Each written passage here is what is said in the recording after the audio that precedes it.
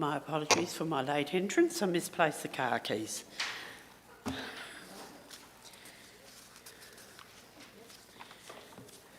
online now. I will declare the meeting, the special meeting of the Council, open at 10:35. I'll just run through the preliminaries. Will people please take note of the exits, that all phones must be turned off during the duration of the meeting, and that calls may not be taken in chambers. You must leave if you need to make a call. And other than that, when addressing the gallery, we would like to see respect and courtesy. Please refrain from opinions that are defamatory or are unpleasant in nature. We refrain to the business of council as a respect to the community. Thank you very much. Records of attendance. I would like to put that we've had 2 apologies. Councillor Stephen McCormick and Councillor Danielle Wrench are unable to make the meeting today. Councillors, we have no disclosures of interest, and therefore we need to move to public questions. Councillor Pearce, you have a question. Yes, just on the opposite page to where you've got your opening, there we've got the listing of who are the councillors and the deputy. We've got Councillor Bell recorded there, but I believe that he should be removed as he has put his resignation in. I'm just drawing your attention to that. Thank you, Councillor Pearce. Duly noted. Thank you.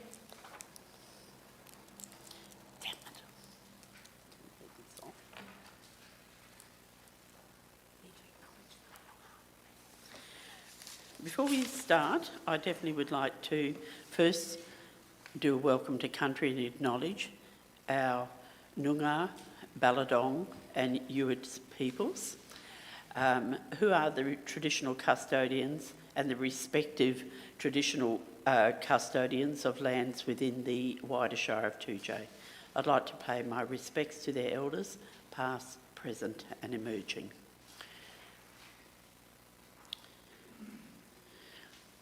We'll move to public question time. Are there any people present in the gallery today that would like to ask questions of the council? If there are no public questions, then as we've not received notice of any other matter, do we have any public submissions? Certainly. Ms Duval, would you like to move? Can an officer please check that the microphone is... Oh, do we need microphones now? Yes, we do. One moment. We've just changed our visual audio system, so we've got a slightly different process. That, I might add, we're all becoming familiar with.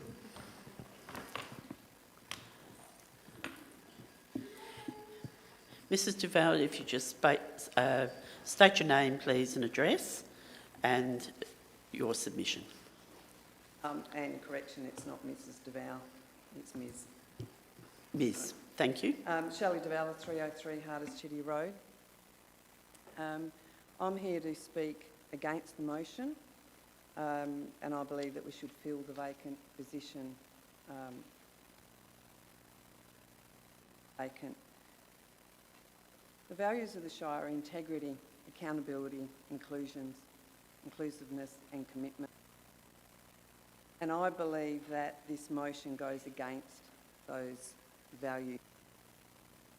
Someone pointed out to me last night that they felt the Local Government Act was interpreted incorrectly in the agenda briefing. Now, I haven't had a chance to look at that, but I do think if there's any doubt of the interpretation of the Act in this case, then vote for the motion. But my reasons for speaking against the motion is about good governance and what's best for the community. So no matter what the Act says or what the Electoral Commission advice may have been, I believe it's no relevance in what is best for the people of the community, because what's best for the people of the community is about representation, governance that comes with that representation, and I believe that's what you need to base your opinion on. So I put forward in my argument for this is that to not fill the position and reduce the number of councillors to just 8 councillors gives precedence to a higher risk of a tied vote. And I think it doesn't matter what the committee or the council, anywhere, even number where then one member has the ability to cast a vote on a subject that is obviously contentious or closely fought. I don't believe that that's good governance in any situation, no matter who that member is or what council. Part of the agenda briefing also then brought forward the consideration that for some proposed reforms by the Minister, it leads the way to reduce the numbers down to 7. I don't think that you can make decisions here today based on something that is proposed and that may or may not happen in the future. I think you have to make decisions based on what the facts are and what is in place today. So I don't believe that that should play a factor in your decision making. One of the implications, which was the financial implication, I also believe shouldn't have any bearing. The fact that it's not budgeted for, everyone, individuals, businesses, councils, up with things that happen that are not budgeted for. In recent times, the administration have had staff resign. There hasn't, I presume, there wouldn't have been a question that they need to be replaced. It wasn't budgeted for. You need to replace staff. And I believe that this is also a fact. I don't think that a financial implication is a good enough reason in governance and representation of the community to make a decision for that representation, for that. It's not good governance to base it on that financial implication. If we still had wards, one ward would be underrepresented, and I don't think that we would be having this discussion. But we don't have wards, so I say that the whole community as a whole is underrepresented if you make the decision to not fill this vacancy. So I put it to every councillor here that at some stage you put your hand up because you felt you had something to offer to the community and that you felt you had a role to play and that you wanted to represent the community. And I put forward that I believe the best way to represent the community is by rejecting this motion and we fill that 9th vacancy so that the town of 2J, the community of 2J is fully represented. Thank you. Thank you very much, Ms Duval. Very well articulated. Are there any further submissions? Thank you. Which case, if there's no further speakers, we will move to the purpose of the meeting and the Shire Officer's report. The item is 9.3.1, regarding councillor representation. The motion, the officer's recommendation, is that council requests the Chief Executive Officer to seek the approval of the Electoral Commissioner to allow the elected member vacancy created by Councillor Bell's resignation to remain unfulfilled until the ordinary elections to be held in October 2023 or the implementation of the Minister's relevant proposed local government reforms, whichever is the sooner.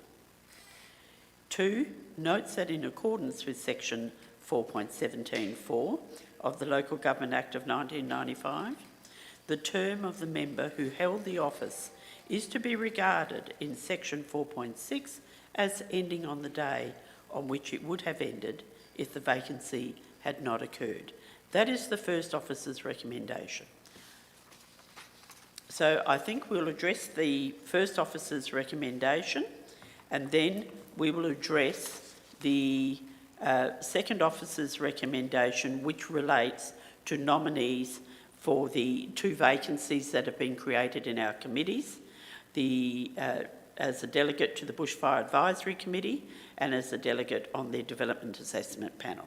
So do I have a mover for the officer's recommendation? Thank you. Councillor Pearce. Are there any questions or clarifications? Certainly, Councillor McEwen. Thank you, Madam President. Oh, my mask is just broken as well. I have quite a few questions. I'll work through them slowly. And I'll request some clarifications as well. So under the background to the report, it states that Councillor Bell submitted his resignation on Sunday the 15th of January. That's not possible. So because Sunday in January wasn't the 15th, it was the 16th, and if it was the 15th, it should be Saturday. So when did Councillor Bell resign? I'll refer to the CEO. Through the Chair, my apologies, that is a typographical error. Councillor Bell submitted his resignation at 9:15 on Saturday the 15th of January. Thank you. The second question relates to comments and details. In the 4th paragraph, the officer's report under comments and details, referring to the current reforms proposed by the Minister, the officer states that Council has indicated a desire to investigate reducing the required number of officers for elected members from 9 to 7. When did Council indicate that desire?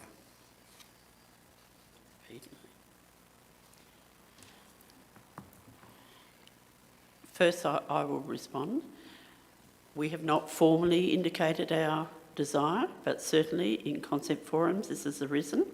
Certainly it has arisen in workshops that there was a general interest to explore this. Naturally, part of the process of prior to actually applying to the advisory committee, it does need to go to public consultation. And that, of course, is all taken on board. So it's not as simply we apply for something and therefore it happens. There is a process, quite a lengthy process involved prior to that actual application. So Council hasn't indicated a desire yet? Formally, no. Okay. Well, so Council hasn't indicated a desire. Thank you. I will take your, I'll take your position on notice. Thank you. Thank you. Yeah. Third question is that so it relates comments and details to the next paragraph. Officers propose that Council seeks the approval of the Electoral Commissioner to allow the vacancy to remain unfilled. But there's no reason given anywhere in the officers' report on why they recommend that. So why are officers recommending that when no reason is given? I'll refer that to the CEO as is an officer's report. Thank you, Madam President. The reasons given are to do with the implications. So the first is the financial implications, and officers were also responding to the informal desire expressed by Council to reduce the number of councillors in, I think, January last year.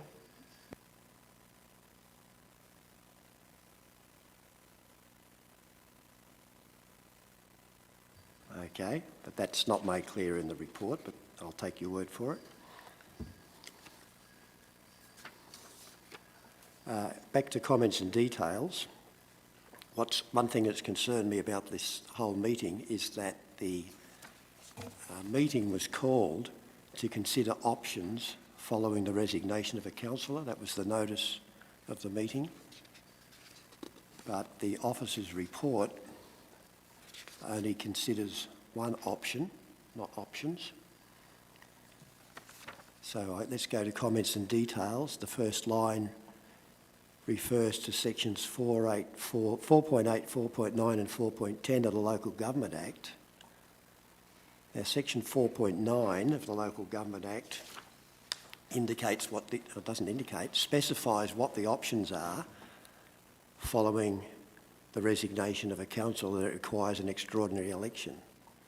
So there are options. The officer's report doesn't tell us what the options are,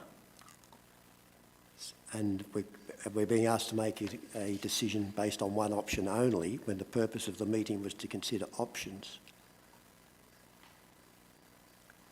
So for the moment, I'll put to one side the difference between the reason the meeting was called and the agenda. Excuse me, Yes, Councillor. the question is, Thank you. what options are given under section 4.9 for an extraordinary election?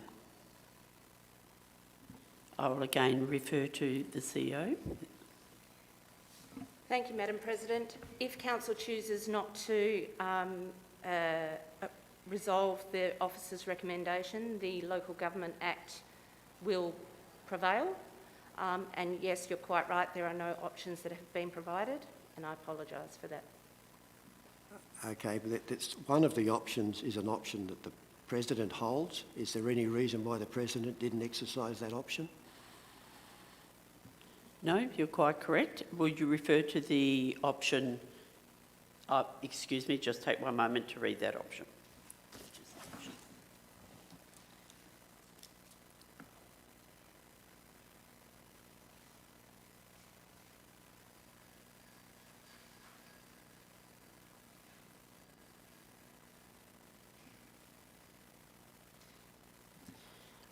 I'm familiar with the option now. I wasn't too sure what you were referring to.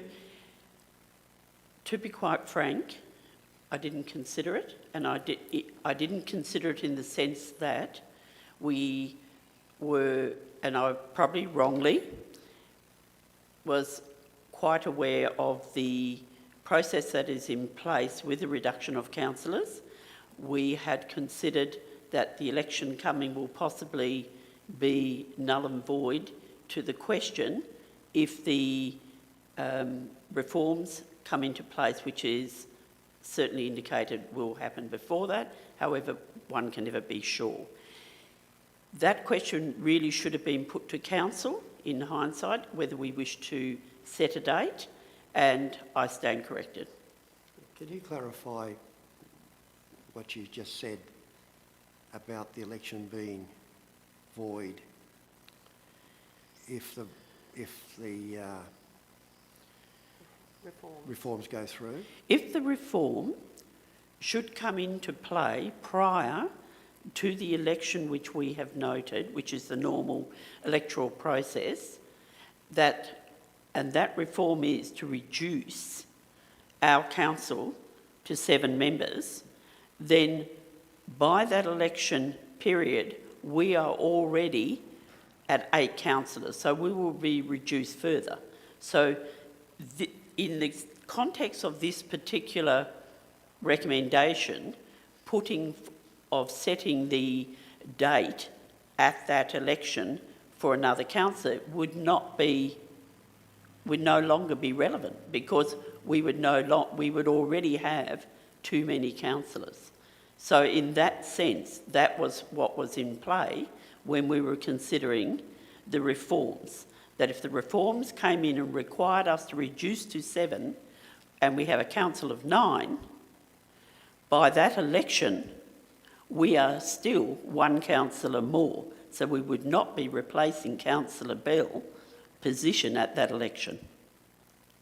The proposed reforms are open for public comment at the moment. Public comments don't close till the 25th of February. That's correct. So what's the likelihood of those reforms being enacted by Parliament before this election's called? I have no more foresight on that matter than you do. Well, no, apparently you did, because that was the reason you gave. The reason was it was a consideration. And it wouldn't make any difference. I'll come back to that. Okay, I'll leave it at that for now. Certainly. So there are four options, as the CEO has pointed out, under the Act. One is that you could set a date. One is that council could set a date, but council hasn't been asked to do that, or even that doesn't even get referred to in the agenda. The third one is we don't set a date, in which case the Electoral Commissioner sets the date. And the other alternative is that the Electoral Commissioner can have no election based on whatever it is. Okay, so they're the four options. The agenda and the officer's recommendation only considers one option. And you are quite correct. That's right, that's okay. All the options should have been Okay, presented. that's just a question, so that's okay at the moment. Okay. My last question refers to the officer's recommendation, and point 2 of the officer's recommendation, which refers to section 4.6 of the Act.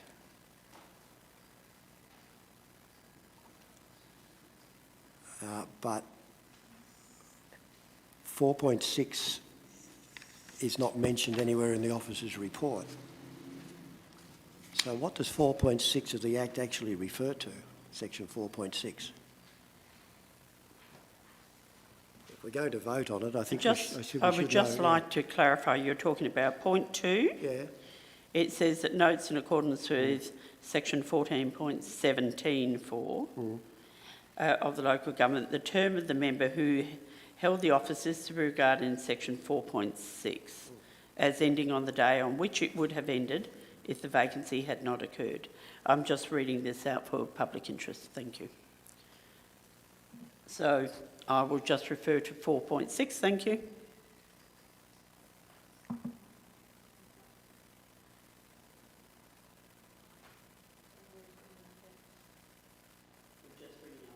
We are just bringing up the current Act. The Act we have at the moment is the original.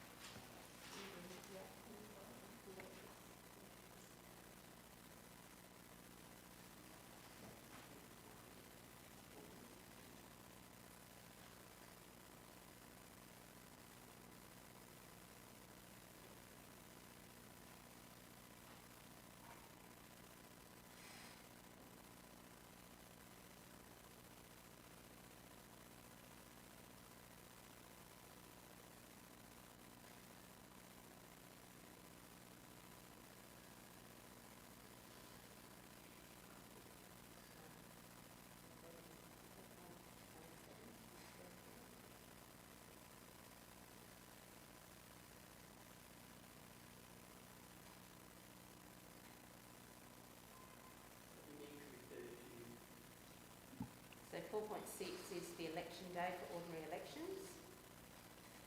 And it refers to 4.41. So if we can scroll down. 4.41. When the term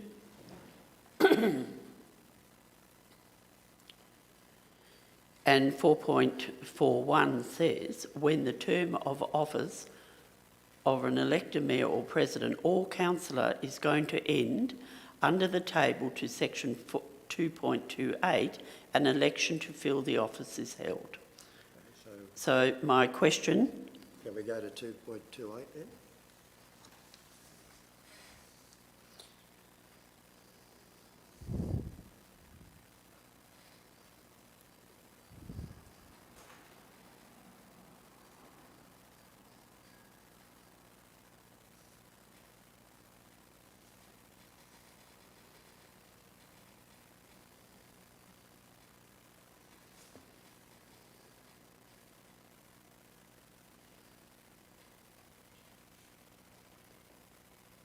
no, you had it there, thank you.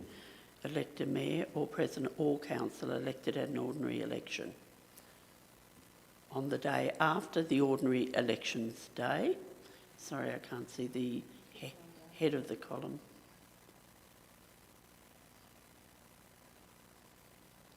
No.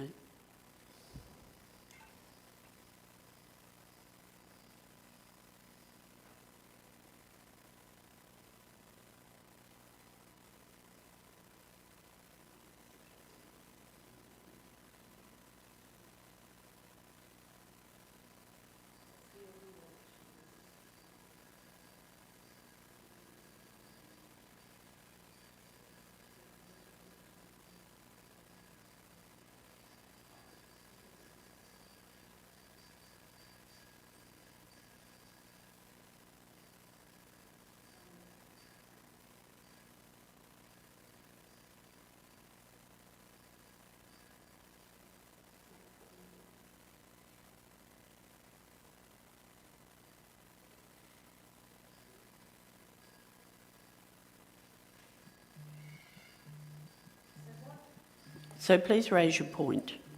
My point is, if we don't understand, and it's apparent to me now that we don't, the implications of that 4.6, why is it in the recommendation if it can't be explained? Who says it can't be explained? Explain it to me. We've gone to 2.28 and we can't find it. No one's been able to show me the reference in 228 that's referred to. Madam President, may I speak? Yes, certainly. I actually checked this last night, I read it. My understanding of that, going back to 2.28, is that the vacancy of this person who resigned, in this case, it would be considered at the normal time that this person would have served his term of office.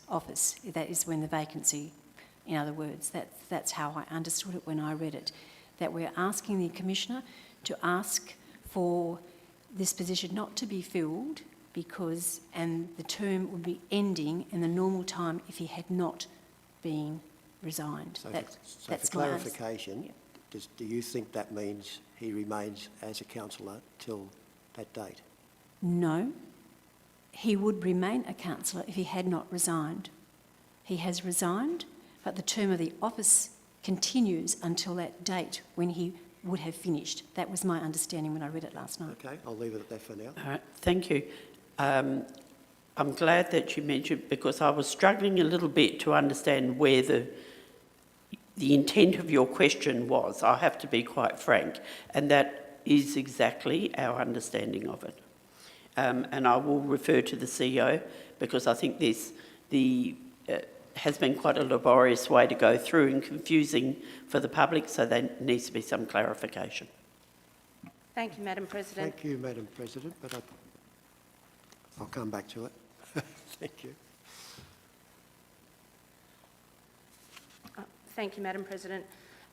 If I can just add a further point of clarification, what it means is that until the next ordinary, should Council choose to seek approval from the Electoral Commissioner and it is approved to have that vacancy remain unfilled, until the next ordinary elections, the Shire 2J Council will still be considered to have 9 elected members, but with 1 vacancy unfilled. Yeah, I get that. So therefore, if there's an absolute majority required, then it remains the same as if there is 9 members. Thank you, Madam CEO. I appreciate that point.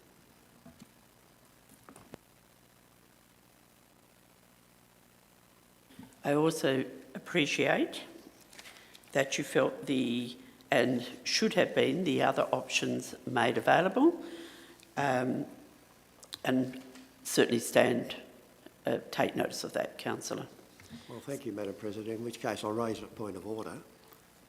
The special meeting was called for the purpose of considering options following the resignation of a councillor. That was the reason given, and we haven't been presented with those options. No, that's quite true. However, it also has not precluded options being put forward as alternate motions. It hasn't precluded the fact that we may reject the officer's recommendation. So it is not a fait accompli. It is simply an officer recommendation of which we may further move on. We have one officer's recommendation. Yes, it's a recommendation. It's not a requirement of council. Council is aware that there are other options. We can refuse to accept the officer's recommendation. Therefore, there is other options available. However imperfect this was, we do have other options, but they should have been listed. I appreciate that. Okay, for clarification then, for the rest of the councillors, if council rejects this recommendation, what is the effect of that? Through the Chair, Section 4.9 of the Local Government Act would prevail, so therefore the Councillor Madachi could set a date for an extraordinary election. If no action is taken, then after 1 month, I am to inform the Electoral Commissioner, and the Electoral Commissioner will set a date for an extraordinary election. Thank you, Madam CEO.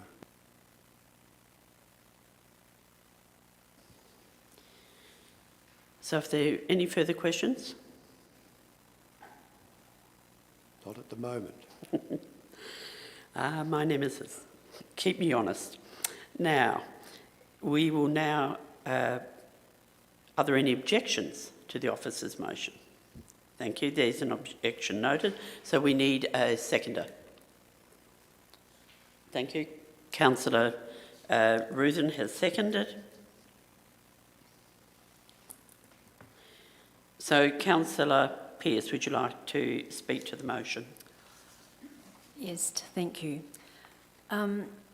As per the background in the officer's report and under Section 6, postponement and consolidation of election, 4.17 clearly says that council may, with the approval of the Electoral Commissioner, allow a vacancy to remain unfilled and the term of the member ends at the end of the date of the vacancy, has that not occurred. I did some research. Council in the past 18 months has worked efficiently with reduced numbers. Councillor Greenway resigned in April 2021 and that position was unfilled for 6 months until we had the election.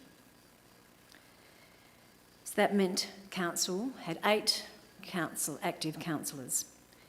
Councillor Bell, in the past 18 months, that is from June 2020 to December 2021, has had leave of absence or was unable to attend 10 OCMs. OCM attendances in the past 18 months. There have been 4 with 9 councillors attending. That's 21%. There have been 5 with 8 councillors attending. That's 28%. There have been 9 meetings with 7 councillors attending, 47%. And there was one where there was 6 councillors. So nearly 50% of the meetings that were held had 7 councillors present. During that time, council worked efficiently. I'm pretty sure that during that time, there were 2 tied votes requiring the casting members' vote to determine that. We still need an absolute majority despite how many, for some of our motions, despite whether we have 8 or 9 councillors. So an absolute majority still needs to be present. I believe council is sustainable. We have representation. We have had representation that has been unfilled in the last 18 months. We have worked very effectively. And there is a local government minister's proposal, and we have no foresight when this new proposals and this new act will come into effect, that we will be looking at a council of 7 councillors. I listened to the submission by Mr. Bell that we need representation. We do have representation. The last 18 months has proved that there has been sufficient councillors attending meetings to continue the business of council. Mr Vell brought up about wards. If we still had wards, that means that one ward would be underrepresented. In previous years, many of the wards had representations from councillors who didn't live in their wards. And it seems to be that if you are, in those days, represented your ward, that the residents from those wards could go to you and speak to you. But that wasn't the case. You could ask or speak to any councillor if you had concerns, and it did happen. So underrepresentation with wards, I don't think holds in that case.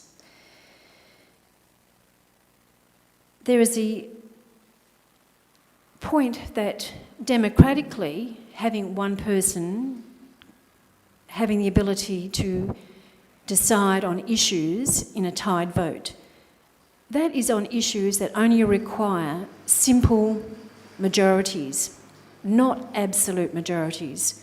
So we still need a council who, in those decisions that requiring absolute majorities, that must occur. So I support this motion. Also, from the point of financial implications, this council has been struggling with finances due to different projects that have been instigated. We've had situations where we've had storms putting extra pressure on our road funding.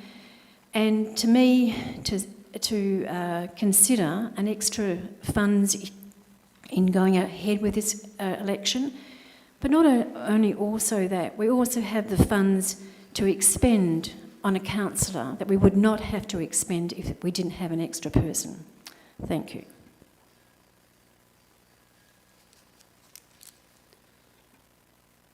Thank you, Councillor Pearce. Councillor McEwen. Thank you, Madam President. The officer's report refers to the reduction in numbers as being proposed by the Minister for Local Government. This has not yet been enacted. At the moment, it is a phantom option or phantom report. It does not exist. This reduction does not exist. It is imaginary. This hasn't happened yet. The reduction for the number of councillors has been put forward by the Minister for Public Comment, which is not yet closed. And at the moment, it is only wishful thinking on the Minister's part. Reducing numbers based on what the Minister's wishes should not be a current option. In fact, reducing numbers may never be an option. So for today, with the law as it stands today, that the Minister's recommendations is a red herring. In addition, I've already pointed out that the agenda and the officer's report doesn't address the alternative options, which we are now aware of. Councillor Pearce is still arguing for reducing numbers on the basis that council functioned adequately over the last 18 months. But the job of a councillor extends to more than just coming to meetings. And I'll point out that Councillor Bell, who was elected in 2019, 1,543 people voted in that election, and 1,126 of those 1,543, that's 73% of the people who voted for Councillor Bell. So those people have effectively lost a councillor now. And we're saying to them, we're not going to bother replacing him.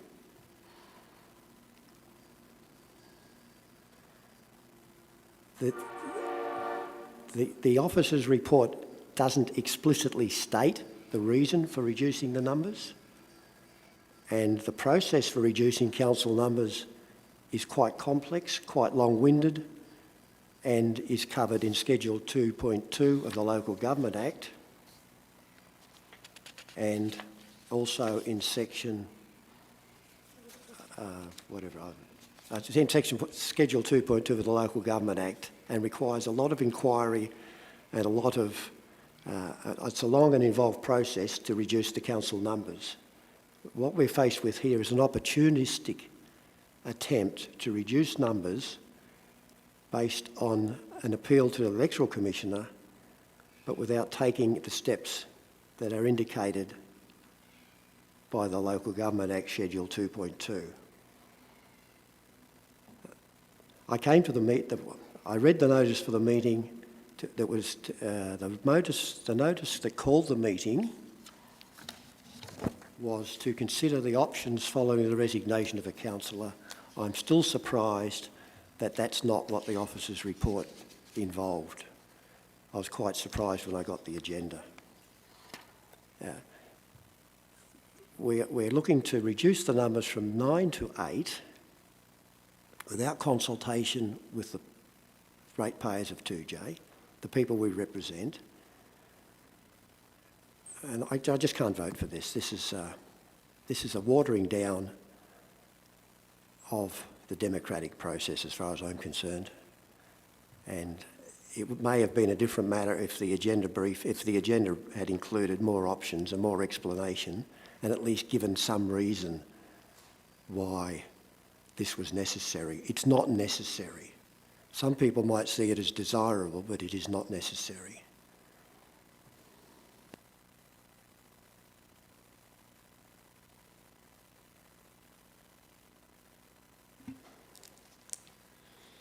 Thank you, Councillor. Are there any further speakers for or against? Councillor Ruthin. Thank you. I'm going to reiterate what Councillor Pearce has discussed. I looked at the records of the last 12 months, say 2021, and of the 12 ordinary council meetings, only the November and April meetings had all 9 councillors present. There were 7 special meetings in 2021, and not one of them had all councillors present. We have demonstrated that we can operate with a reduced number. There have been no public complaints about that reduced representation during that time, which I find surprising, especially now that there are complaints coming up at this point in time. The comments about casting votes ignore the fact that it can only be used for decisions requiring a simple majority. In a decision that requires an absolute majority, a 4-4 split vote would result in a lapsed motion because a casting vote cannot be used. And that has occurred in the last 12 months. This motion is not about council deciding that the position will not be filled via an extraordinary election, but about seeking the approval of the Electoral Commissioner. The Local Government Act allows for this course of action. If the request is approved, it will make very little difference to the way council has been running for the last 12 months. And if the request is denied, there will be an election.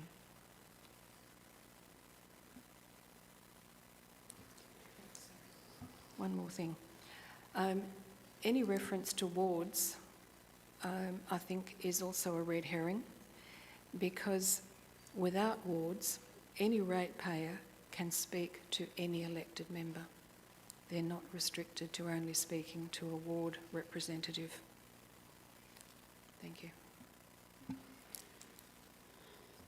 Thank you. Councillor Hart, I believe you indicated you wish to speak. Yes, thank you, Madam Chair and President.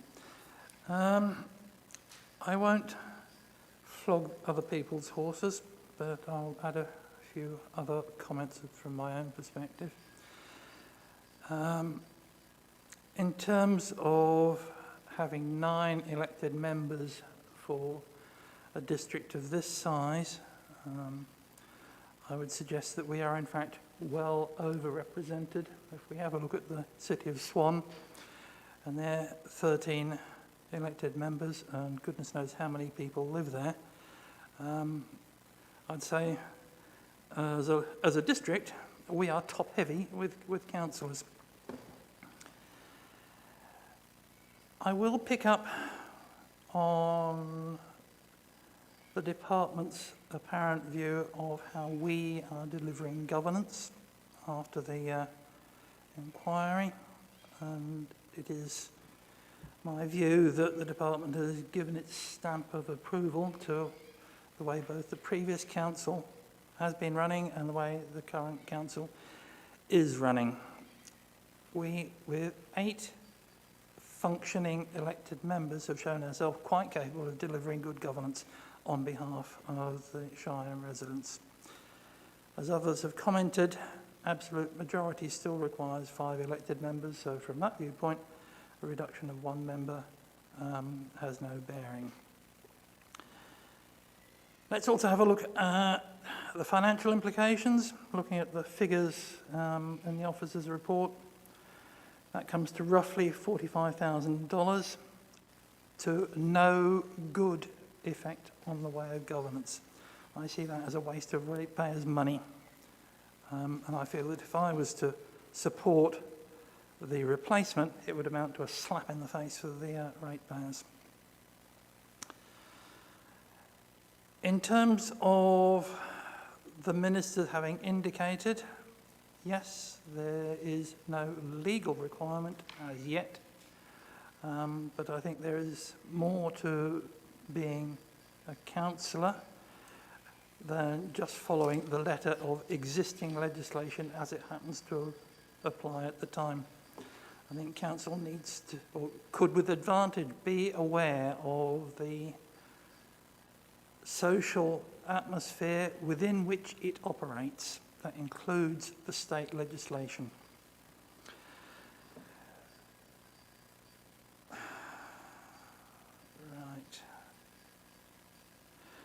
Yes, I'd also like to echo the point that with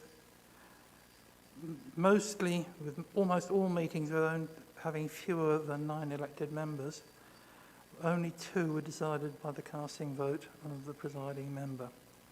So as such, I see us as being able to function with 8 members, so why are we recruiting a 9th? Thank you, Madam Shire President. Thank you. I am going to speak for this, and I want to make a few clarifications as part of speaking for this. Let's be clear, this recommendation is not about reducing council numbers. It's about whether or not, when we go to replace an existing councillor who has resigned. That is the first part. Second, it is quite apparent from the thought and research that is around the table that councillors have thoroughly considered this matter. Thirdly, what I want to point out is while we could have and should have put the options within the body of the report, and which we haven't, that does not mean this report was whimsically put together. It does not mean that advice was not sought. It does not show or cast any incompetency upon the administration, but there was an oversight in the way that was articulated. It has been raised that a lot of emotive, in my view, considerations have been put to this matter, and I would actually refute that. Consideration of variables is a normal part of effective decision making. So considering what is happening in the wider world with electoral reform, how that will impact upon us, what those costs restraints might bring, whether or not we have now got to repeat a process that we may have been able to do effectively in one move, are all part of the consideration that goes on within the framework of the law. And that is exactly what has occurred. Have we dealt with our agenda today perfectly? No. Does that cast aspersions on the process that was undertaken? On the councillors' research? Absolutely not. Now, it is my opinion, and why I am of the mind to definitely support the officer's recommendation, is that the conversation of removing or reducing councillors, which has clearly been successful in many surrounding shires who operate effectively, shires of our size, on 7 councillors, some on 5, but on 7 councillors, is a moot point because we're not discussing that today. That is a discussion for another day that will be had with the community. Whether or not the community feels there is a call to do that, whether it would be a cost effective, would it be an efficiency, would it be representation. That is not today. Today we are simply deciding when or should we wait to the election, or should we have an election earlier to replace a sitting councillor. The evidence around the table to date has shown that quite clearly. In the last 2 years, we have operated many, many times with 8 councillors effectively, with very rarely a deciding vote to be required. And I think we need to also understand in that time that in 2020, this sentiment that was being expressed very strongly in council and within the community who attended the meeting was that the replacement of Councillor Bill Manning should not occur. It should be put out to the next election. Now, I think it's quite clear there was some political motivation in that at the time, but it is the juxtaposition of what we're talking about today. So the community has expressed in the past that this is the path we should take. All those considerations were taken into account, and the reform, when we consider this matter. So yes, I will be supporting this.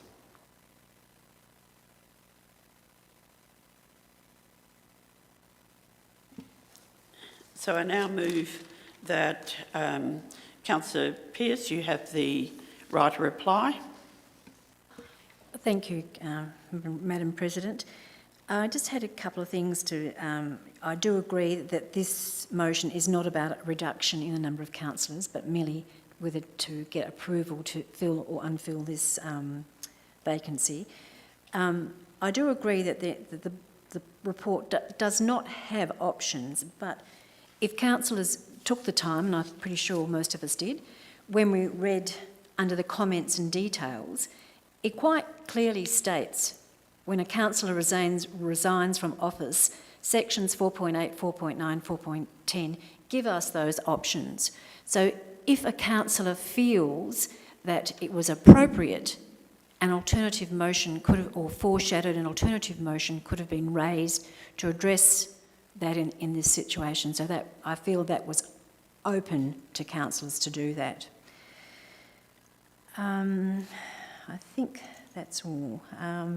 Yes, that's basically it, that option is always available, and councillors reading the report would have gone to those sections of the Act and found that there were other options and there was that possibility to have a foreshadowed alternative motion. Thank you. Thank you, Councillor. I'm now going to put the officer's recommendation to the vote. All those in favour of the officer's recommendation 1, as it is written. May I have a show of hands? Thank you. The motion is moved 5, 6. No. Sorry. 1, 5, 6. Oh, 5-1. My apologies. I'm thinking 5 out of 6. May I have an objection? Yes, thank you, Councillor McEwen. Yes. Could we please record the names on the... Yes, well, certainly. Thank you. Could you record Councillor McEwen voted against? Right. We'll now move to the officer's recommendation 2, that council, first we need to seek any nominations for the Bushfire Advisory Committee. I have received one nomination from Councillor Steve McCormick.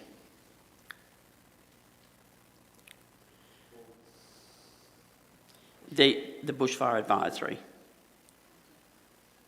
Are there any other nominations for that position? Thank you. So, do we have a nominee for the Development Assessment Panel? You're a deputy. Do you wish to nominate for the...